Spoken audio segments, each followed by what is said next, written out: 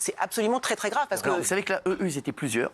Sachez-le, Yannick. Moi, je serai seul. Le seul le jour. Hein, voilà. C'est Hanouna. Seul face à Il y aura un jingle ou pas avant? Je pense que je vais faire une entrée, oui. Mais c'est un déchaînement. Non, parce que, les gars... À mon avis, le score d'LCP, tu vas le faire péter. Je voudrais juste dire un truc. Il faut arrêter, les mecs. Il n'y a rien de grave. Donc là, je les vois, franchement, on dirait qu'il s'est passé un drame. Parce que c'est des crimes de guerre. On parle plus de télévision, les chéris. Il y a des choses beaucoup plus graves et les Français ont des problèmes beaucoup plus graves que de savoir si C8 ou CNews invite telle ou telle personne. Je suis désolé. Ou s'il y a eu, je pense qu'il y a vraiment des choses beaucoup plus graves pour les Français actuellement et je pense qu'il y a vraiment d'autres priorités. Donc je vais vous dire, il faut arrêter là le ton solennel et comme si il y avait eu, comme s'ils interrogeaient Michel Fourniret. Je suis désolé, il n'y a pas de grave. Non mais sans rigoler, moi j'ai rien contre eux, en plus je les connais pas. Mais Cyril, la plupart de ces gens-là ne veulent plus que ça existe en fait. Oui, mais est-ce que non mais au-delà de ça. Mais pour les téléspectateurs en fait. Non mais c'est ce que je te dis, ma chérie, c'est que ça va. Là, on a l'impression qu'il y a eu un drame. Ça va. Même moi, quand je vais venir, les chéris, boulot, c'est vrai. Vous allez vous habiller comment ? Moi, je pense qu'il y aura un paddle après. Donc, à Marseille, je vais arriver en short.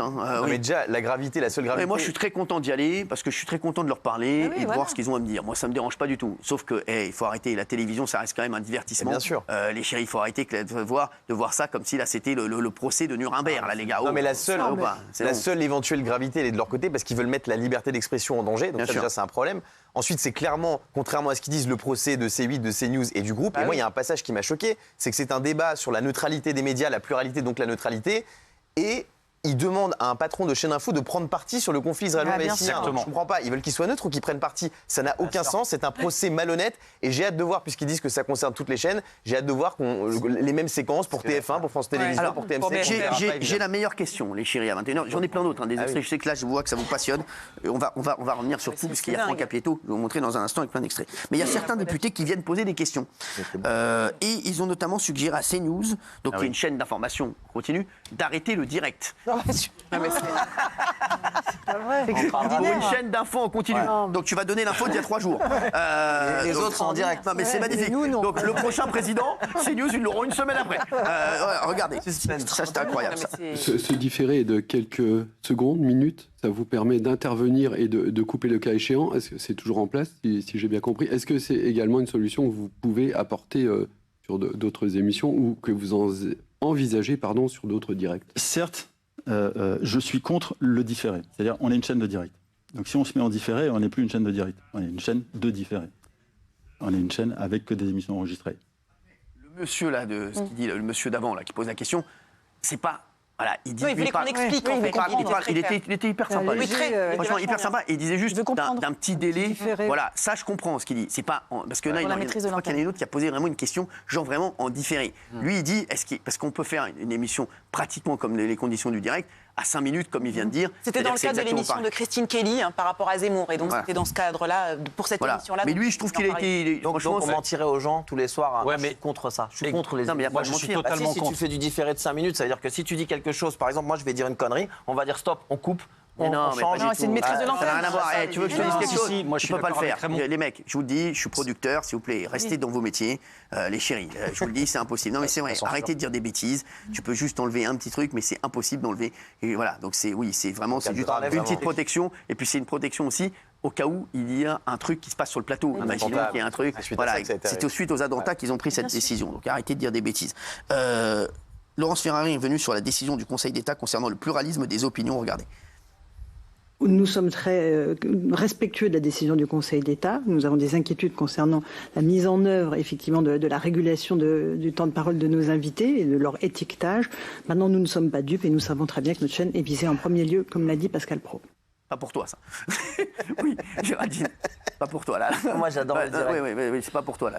Moi, je le redis, il y a un truc qui m'énerve, c'est tout le débat sur il n'y a pas de pluralité d'opinion, il n'y a pas de pluralisme, il n'y a qu'une variété d'opinions, etc. Je n'ai jamais connu autant de liberté de parole que depuis que je travaille avec vous sur cette chaîne, donc dans ce groupe. Je le redis, je ne dirais pas si ce n'était pas vrai. J'ai travaillé, hélas, parce que je suis vieux, dans beaucoup d'endroits. Jamais on ne m'a dit tu ne dis pas ça, tu ne fais pas ça, etc. Alors, donc, faut arrêter. On va revenir maintenant, et là c'est ce que vous attendez à 21h03, sur la séquence C8 avec Franck Apieto. Bien sûr, ils ont énormément parlé de moi, donc on va prendre point par point. Vous allez voir, vous allez vous régaler. Donc après une pause déjeuner, les auditions ont repris. Et ils ont déjà annoncé que je serai auditionné à l'Assemblée nationale dans quelques jours, ce sera le 14 mars. Voilà. Je me demande si on ne va pas en faire un prime sur C8. Je me pose la question. Je me pose la question, je ne vais pas vous mentir, regardez. Je rappelle également que nous aurons le 14 mars l'audition de M. Cyril Hanouna, qui est une personnalité importante de C8. Et il était important de rappeler qu'il a bien accepté la demande d'audition telle que demandée, date et heure. Et que vous aurez la possibilité de poser des questions, on va dire, beaucoup plus concrètes, beaucoup plus en profondeur à un animateur et un producteur important de la chaîne. Merci Quentin Bataillon. C'est pas évident son rôle à lui. Hein. Je le connaissais pas, mais je l'ai trouvé top en lui. Non, franchement, c'est pas évident. Voilà, après lui, c'est pas lui qui pose des questions, lui il fait juste le. Il passe les plats. Exactement, mais il faut. Mais avec intelligence et finesse. Oui, mais il a recadré 2 fois M. Saint-Toul parce que ses questions étaient hors propos. Orientées. Alors, c'est mon Franck Apieto ensuite qui a pris la parole, mon président, qui a été vraiment exceptionnel. Il a également expliqué à la députée écologiste Sophie Taillé-Polion qu'on ne récupérait pas de l'oseille sur tous les articles qui étaient écrits sur nous, puisqu'elle croyait qu'en fait, à chaque fois qu'il y avait un article qui était écrit sur nous, même de n'importe qui, qu'on récupérait de l'oseille. Regardez, ça c'est incroyable. Ça c'est une grande séquence. Les clics et l'argent, c'est pas nous qui le touchons. Hein. C'est la presse, c'est les sites qui citent abondamment, quasi quotidiennement s'ils le peuvent, Cyril Hanouna, et c'est pas du tout de l'argent. Moi, je ne pense pas faire du profit avec... enfin, il n'y a aucune source de revenus sur le buzz qu'engendre Cyril. Ça vous assure les recettes publicitaires des encarts de cette émission, quand même, je suppose? Non, pas du tout, parce que, comme vous le dites, certains annonceurs peuvent être contrariés si on est soupçonné d'homophobie, si on est soupçonné d'attaquer la dignité humaine. Donc, non, ça ne nous rapporte rien du tout, sincèrement. Ce n'est pas le sujet. Non, mais c'est catastrophique cette question, excusez-moi. Hein. Mais excusez-moi, je ne sais pas ce que vous pensez de cette question, mais elle est catastrophique. C'est-à-dire que la personne croyait, oui, que quand il y avait des articles sur Public.fr, voici Télé 7 jours, Le Figaro, etc., que je touchais de l'oseille. Non, mais c'est une farce. C'est pas possible. Elle peut pas à ce point-là se prétendre. Et donc après, elle s'est rattrapée, elle a fait non, ça vous fait du buzz. Elle s'est rendue compte. Non, mais c'est une darka, excuse-moi Gilles, je ne sais pas ce que tu en penses. C'est attaquer pour attaquer, faire n'importe quoi, pas connaître ses dossiers, donc c'est compliqué. En fait, parfois, c'est purement et simplement de la politique contre la chaîne et c'est pas du tout argumenté. Donc, non, mais c'est de l'idéologie alors. Les députés ont également interpellé Franck Apieto, donc le président, concernant la classification de notre émission info ou divertissement. Franck Apieto leur a expliqué comment on faisait pour jongler entre les deux. Regardez. Alors en général, quand on traite un sujet sérieux qui toucherait l'information pure et dure, on a des invités qui correspondent à un niveau d'expertise que n'a pas forcément les chroniqueurs autour de la table, même si certains d'entre eux ont un passé de journaliste et une carte de journaliste. Donc on angle dans ces cas-là, et c'est plutôt des séquences qui font part de témoignages ou de débats entre deux personnalités qui ne sont pas des récurrents autour de la table, qui ne sont pas des chroniqueurs de Cyril. Donc la tonalité de l'émission change effectivement. Alors, qu'est-ce que vous en pensez de Moi, je trouve que ce qui est un peu insupportable derrière cette question, c'est qu'il y a une forme de procès en méconnaissance en fonction de l'étiquette. Et ça, c'est vraiment le truc qui m'insupporte le plus dans ce pays. C'est-à-dire que soit tu es habilité à parler parce que tu as telle étiquette, soit tu n'es pas habilité. Dans ce cas-là, on voudrait te mettre de côté. Moi, j'entends ici des choses parfois plus intelligentes que ce que j'ai pu entendre dans des lieux beaucoup plus... Même 12 000 € le mètre carré à Dakar. Voilà. Non, mais c'est une forme de mépris de classe aussi. C'est-à-dire que y a des gens dans la rue qu'on ne connaît pas. Enfin, toi, Raymond, tu t'es fait connaître par cette émission. Et il y a parfois des choses qui sont dites et qui sont tout à fait sensées et qui correspondent à, entre guillemets, un niveau d'expertise que peut avoir la population. Et donc, je trouve que derrière cette question-là, il y a vraiment quelque chose de pas très sain. Alors, parce qu'il a tenu à rappeler que contrairement à certaines émissions, on donne la parole à tout le monde et après, vous allez voir, il y aura une séquence sur le face à Baba. Voilà, notamment. C'est parti, regardez. Cyril a aussi ce côté de vouloir recevoir les gens, de leur laisser la parole.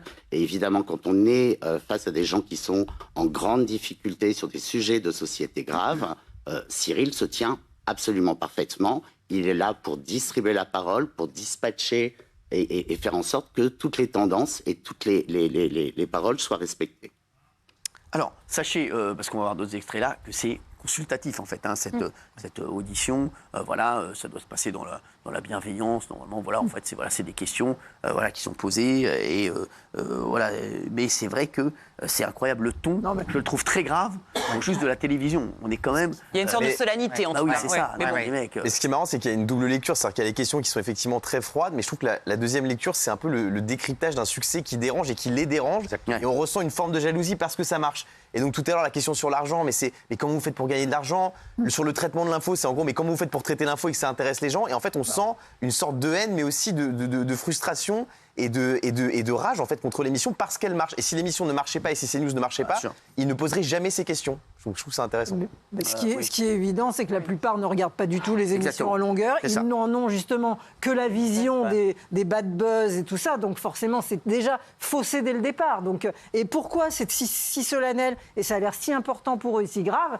En fait, c'est parce que CNews et C8 osent poser des vraies questions, voilà, et ça, tous ces gens les filles, là, ça les dérange évidemment. Donc tout ça est à charge parce qu'on ose poser des vraies questions, parce c'est un autre son de cloche et ça les dérange. Donc c'est pour ça que là, ils sont en PLS. Franck Capetto a également parlé de Face à Baba. Regardez l'émission politique qu'on avait fait pendant les présidentielles. Les gens se sont rendus compte que un débat puisque Face à Baba était sous forme de débat, sur C8 rassemblait 5 fois plus de jeunes téléspectateurs qu'un débat en prime sur une chaîne plus classique, on va dire. Oui, les réactions de nos téléspectateurs étaient très positives, c'est-à-dire que de par la personnalité de Cyril à laquelle ils sont très attachés et qui pour de bon est toujours très sérieux dans ce cadre-là, même s'il se permet quelques petites vannes durant le direct, a attiré un public qui d'habitude délaisse totalement les émissions politiques. Alors, il est excellent là-dessus parce que c'est vrai qu'il y a tout un public jeune qui écoute et je trouve que des gens comme LFI qui cherchent justement à initier les jeunes à la politique, ils devraient se réjouir de ça plutôt que de taper. Là, je les trouve bêtes. Ouais, mais ce qui me gêne le plus, j'ai regardé pas mal les débats aujourd'hui, c'est qu'au-delà du procès qu'ils ont l'air de faire de la chaîne, moi je trouve que c'est le débat pratiquement des téléspectateurs qui regardent la chaîne. Exactement. On est en train de leur dire, genre, vous êtes des débiles parce que vous regardez cette chaîne-là, en fait, vous ne devriez pas regarder, c'est honteux, arrêtez de regarder, etc. Je trouve que c'est incroyable qu'on se mêle à la place des gens qui aiment cette émission, on leur dit ne regardez pas ça. Je trouve que c'est un procès, un truc. Tous les politiques viennent ici. Voilà. De ce que j'écoute là, c'est quand même. Non, mais c'est une partie. Là, je vous rappelle que c'est une partie. Voilà, c'est une partie infime de l'Assemblée nationale. Hein, oui. Oui, mais c'est ça qui ressort. Oui, mais c'est normal puisque c'est eux qui font la commission. C'est le procès de Jeanne d'Arc, là, c'est incroyable. Alors, pour terminer, on ne pouvait pas vous montrer ces images de Franck Capetto qui s'est un peu lâché. Bon, Franck, regardez. L'émission est donc assez longue chaque soir et il y a un conducteur évolutif. C'est-à-dire que la première partie de l'émission est très, comme dirait Cyril Hanouna, et si vous me le permettez, très d'arca. Très bien, M. Capetto, sur la deuxième partie de la question pour notamment l'exemple de Ségolène Royal et des personnalités politiques. Ségolène Royal, il fonctionne très comme ça. Ségolène Royal, c'est un coup de cœur, une rencontre entre Cyril Hanouna et Ségolène Royal, qui fait que Madame Ségolène Royal, veut venir expliquer chaque semaine de façon pédagogique à un public, puisqu'on le dit assez souvent, les 15-24 sont fort nombreux. Cyril, très bonne remarque de Raymond pendant la pub. Pendant la séquence, pardon. Regardez, est-ce qu'on peut avoir des arrêts sur image? Bah non, vas-y. Mais non, ça. Il a dit qu'ils n'ont pas flouté, il a raison, ils ont marre de flouter Cristalline. Il y a Cristalline, il y a Bosch, il y a plein de marques. C'est vrai que c'est sur LCP. Fort, bravo. Donc, bravo Raymond. Ah non, bravo Raymond, tu vois, bravo Raymond. Regardez là, Bosch. Il y a plein de marques, on voit plein de marques. Ouais, il a dit ça pendant la séquence. Il a dit ça, Raymond. Ils vont avoir une amende. Bah oui. Non mais Raymond, bravo. Bravo. Alors, Bosch. Alors, on vous rappelle, qu'est-ce que vous avez à dire Qu'est-ce que ça vous dit? Non, mais on est dans c'est un procès aussi sur ces émissions, moi que je qualifierais d'hybrides. C'est des émissions dans le langage de la télé, on appelle ça de l'infotainment. Mais ça fait 20 ans que ces émissions-là existent. Et je pense, pour rejoindre ce que disait Jean-Michel aussi, c'est que moi, je te l'ai déjà dit, je pense que tu gênes aussi parce que tu as, pendant la campagne électorale, à un moment donné, fait venir, et qu'il y a eu un événement ici puisqu'il y a eu des personnalités politiques qui sont venues, et ça gêne un peu le mainstream. Ça gêne, une partie des médias. Donc je pense qu'il y a aussi ça. Eh bien écoutez, moi j'ai hâte d'y être, le 14 mars, vraiment. Ça sera 2h, 14h, 16h. Franchement, j'ai dû mettre mon paddle à 17h, mais je ne le regrette pas. Merci, tout de suite, c'est Y'a que la vérité qui compte sur C8. On sera là, bien entendu, demain en direct. À tout de suite.